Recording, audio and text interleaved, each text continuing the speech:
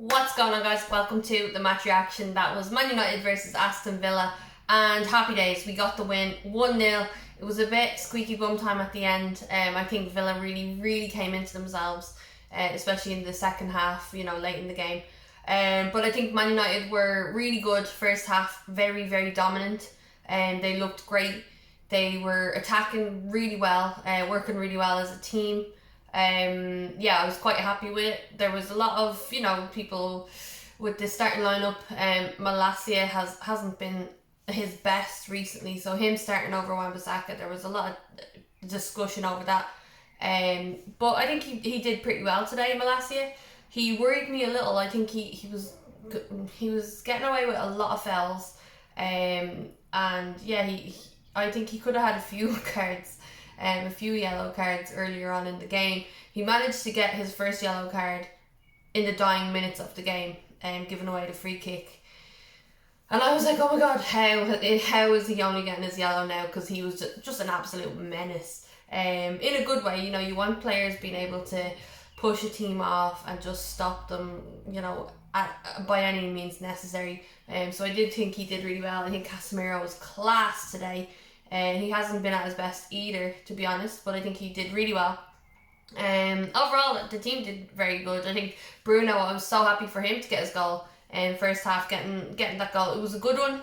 I thought, oh, he's so smart, the dinking it over the players, but it actually took a slight deflection. I think it was off McGinn, I think, possibly. But to beat two players and the goalkeeper at that angle, it was very good. And it always feels nice scoring against Emi Martinez because he is a bit of a shithouse.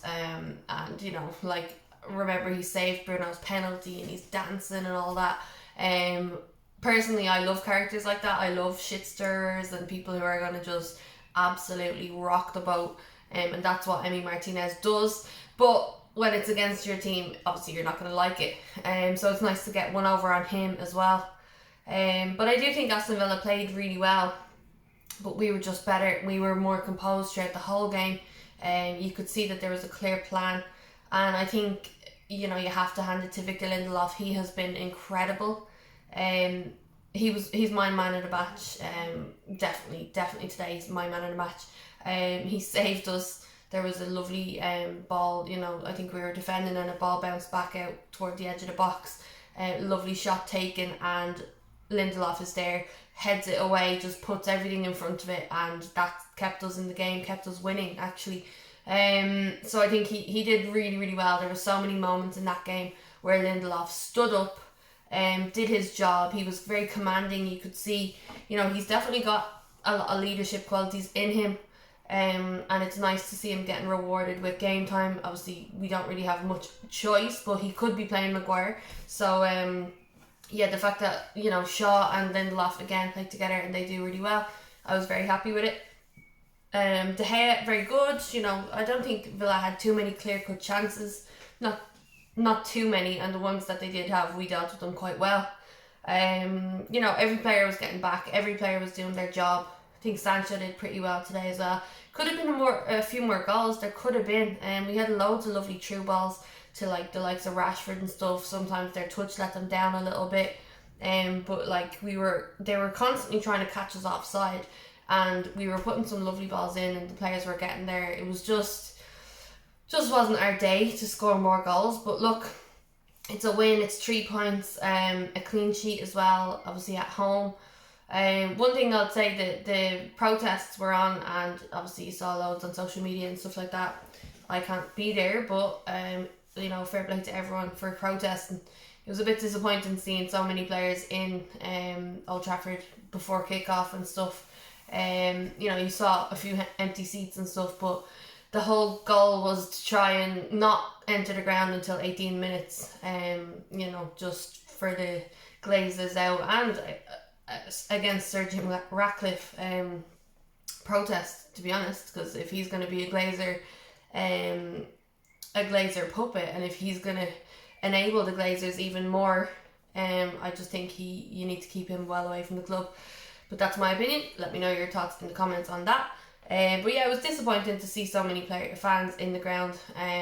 and it can't all be tourists. You can't say, oh yeah, it's just a tourist. It's not. It looked pretty full.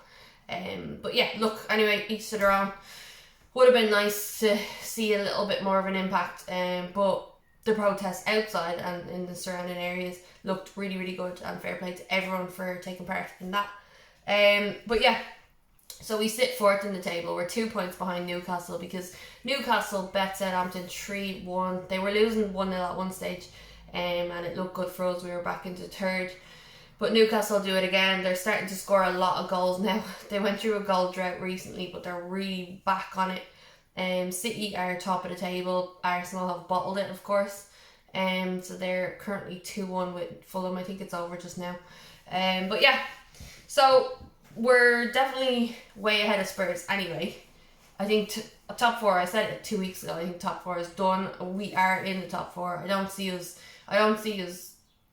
other teams catching up on us too much and knocking us out of the top four. I just don't see it happening. But you never know, it's football. I do feel the team are strong enough to keep fighting. And as they showed today, they just battled till the final whistle. And I think that they're going to do that throughout the season to just solidify top four, making sure that they get there. It would be nice to come third and not just fourth. You know, I would like to continue to chase Newcastle's tails. They don't seem like they're going to lose any games, the way they're scoring loads of goals and stuff. But it would be nice. But yeah, I think today my man in the match, Lindelof. I'll go through the stats. Let me know your thoughts in the comments. Who was your player of the match? And do you think that was a really important win? Because I do. I think Emery has been great since coming to Aston Villa. Villa have been playing really well. They've been playing good football. They've been scoring goals, and their team just looks really, really good. So the fact that we kept a clean sheet against them and, you know, played so well, especially in the first half, I think, you know, the players deserve a pat on the back. So yeah, Malassi got his yellow card at 95 minutes. So that is insane because he was just an absolute menace, as I said. Fred came on, got a yellow card. Obviously him coming on, Maguire coming on. Not gonna lie, I was a bit nervous because when Fred came on the other day, he was a bit shit, we won't lie. Harry Maguire, again, when he comes on, I always feel nervous. But they kept Shaw and Lindelof in, and it was just to get that win over the line and make sure, because the changes recently have not helped us. They've been made a little earlier. Today the changes were at 75 minutes, whereas before they were at 60, 65. And the subs actually, when we were winning games, the subs come on and we end up dropping points. So it looks like Ten Hag has, learned his lesson from that maybe a little bit more. He's still putting those same players on, but yeah, they did good. I think, Harry Maguire wasn't on the pitch long enough to make any mistakes, thank God, but he came on and, did his bit, so there you go. Fred as well, a bit worrying, but he didn't look too bad. So we had most of the possession, 57%. We had 6 shots on target. They had 1 shot on target, so there you go. De Gea didn't have much to do. They had 7 shots, we had 14. 680 touches, passes 501, tackles 15. They had 14. They had 15.